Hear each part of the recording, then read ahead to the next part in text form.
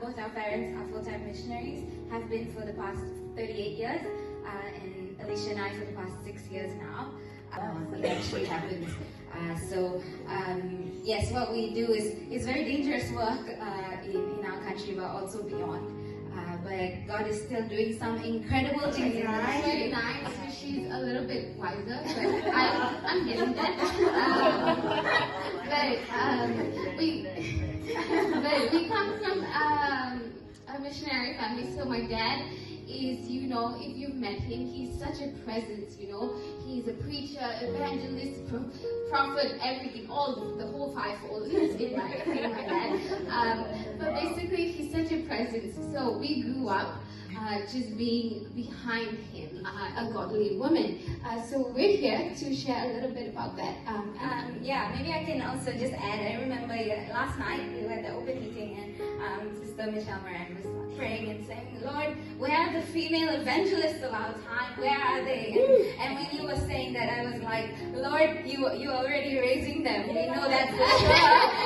And I believe so because we believe very much that God's called us to become female evangelists, but there are very few that I know personally, and very few, honestly, to look up to. And so I believe God is doing a new thing amongst women, especially in our generation, because our generation is the one that is under attack right now.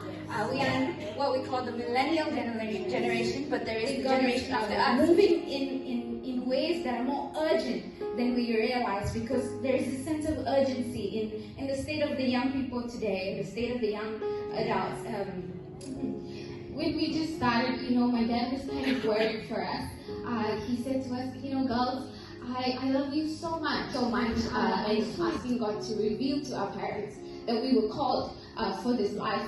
And I remember one day we came to him, we were in prayer about how God was asking us to step out, and we came out, God gave us this whole blueprint of how to step out and how to live out this call. So in breakfast, we sat with the young people, the Gen Z, the millennials, 5,000. And out of these 5,000 people, there was one boy who was mute since he was born. He was mute. And at the prayer and the power of God, the proclamation of His word, this mute boy began to hear and speak. So I looked at her and I said, my dear sister, if this is happening in your own country, it is not because God is not moving. It is because you cannot see the move of God in your country. And friends, so many of us are women, so many of us that are in the church, we cannot see the move of God.